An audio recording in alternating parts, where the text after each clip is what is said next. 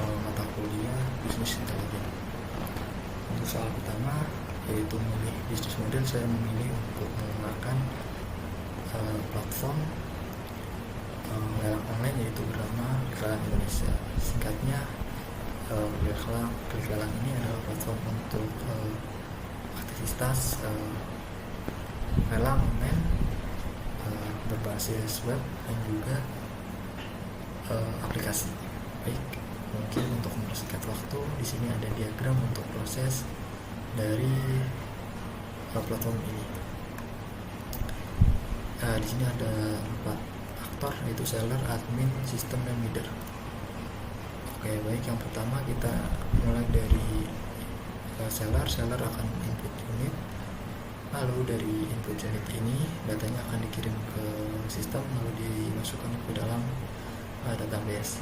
Lalu ada aktivitas dari admin, yaitu admin membuat jadwal lelang, lalu sama seperti sebelumnya nanti akan disimpan oleh sistem ke dalam database. Lalu untuk membuat lelang, seller akan memilih unit, input harga dasar, input lokasi, lalu pilih jadwal yang sudah dibuat sebelumnya dan durasi lelang.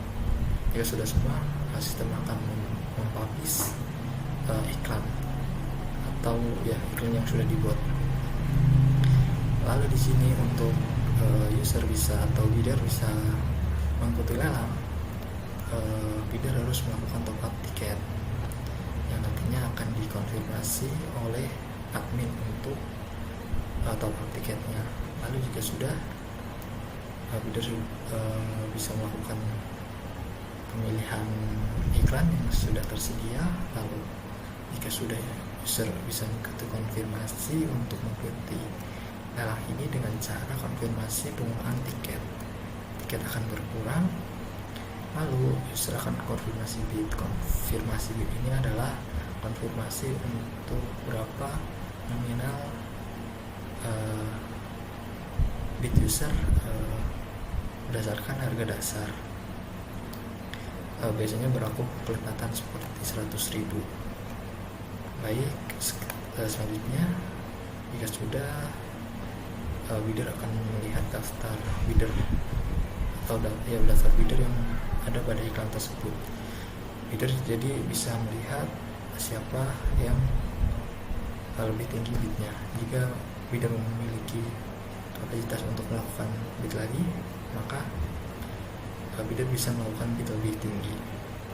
Lalu di sistem akan memproses semua bid yang sudah masuk dan akan melakukan pengecekan real time untuk durasinya, apakah sudah berhenti atau sudah berakhir atau belum. Jika sudah, maka sistem akan melakukan atau menentukan pemenang, yaitu berdasarkan bid yang paling tinggi.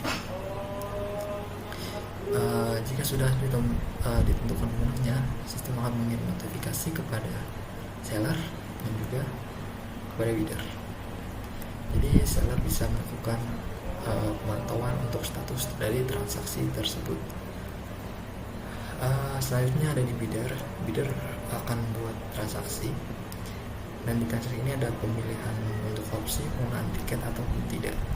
Jika user memilih penggunaan tiket, maka transaksi ini akan dikurangi dari value dari tiket tersebut. Jadi contoh tiket bernilai 100.000 transaksi, maka transaksi pada transaksi ini akan dikurangi oleh nominal tiket tadi. Bisa melakukan transfer transfer pelunasan, lalu admin melakukan konfirmasi terkait transfer tersebut. Lalu jika sudah dikonfirmasi, sistem melakukan update status transaksi menjadi serah terima. Jika sebelumnya user tidak memilih untuk opsi penggunaan tiket, maka admin harus transfer untuk pencairan tiket tersebut. Jika sudah semuanya, lalu admin akan harusnya seller dan bidder bisa melakukan serah terima. Jika sudah, maka user atau bidder bisa melakukan konfirmasi untuk serah terima. Sistem selanjutnya mengupdate transaksi menjadi selesai. Lalu admin melakukan transfer dana untuk pelunasan kepada seller dan proses ini selesai. Baik, selanjutnya adalah saya akan menjelaskan dari diagram sebelumnya terkait beberapa poin, yaitu dari proses transaksi dengan customer akan menghasilkan proses atau output proses, yaitu transaksi. Ada data penawaran atau data pemenang lelang, data pembayaran, dan data transaksi.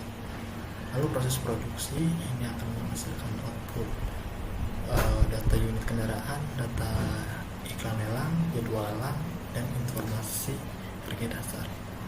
Lalu proses distribusi akan menghasilkan output data serah terima kendaraan, konfirmasi kendaraan, dan status transaksi.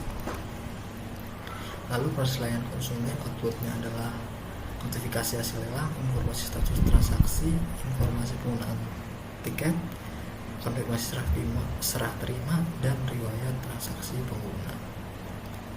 Oke, atau bisa dapat diringkas seperti tabel ini.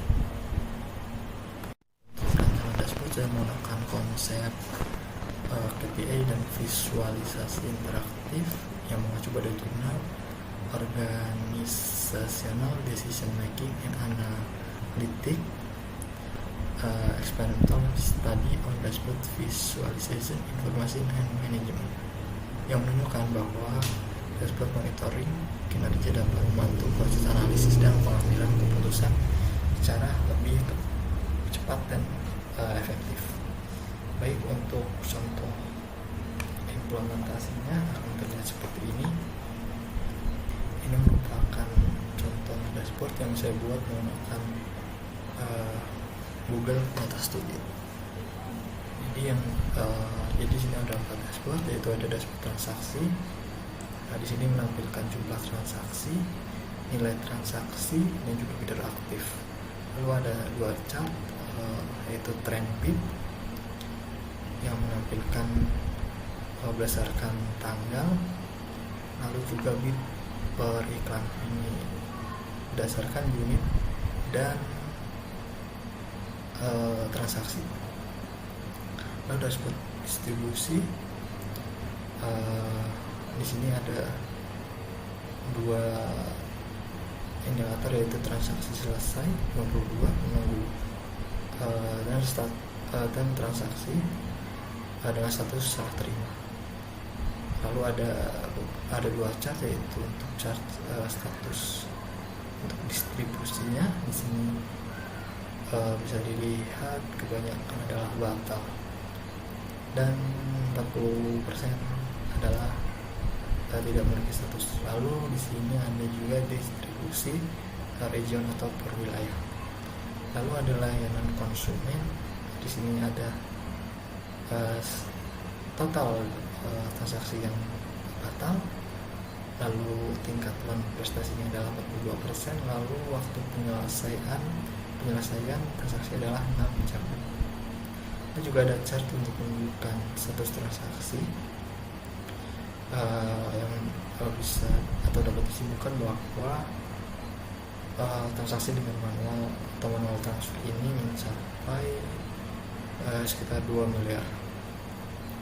Dashboard distribusi, di sini ada total unit, lalu iklan aktif, dan status iklan, yang dimana 59% adalah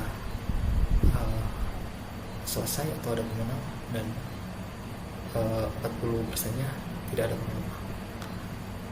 Lalu di sini ada unit per bulan, jadi di sini ada total unit yang sudah masuk ke dalam sistem. Baik, ini mungkin sudah dijelaskan dashboard. Dan untuk monitoring real time mendukung pengambilan keputusan, efisiensi laporan, dan transparansi operasional. Baik, mungkin itu saja presentasi diri saya. Assalamualaikum warahmatullahi wabarakatuh.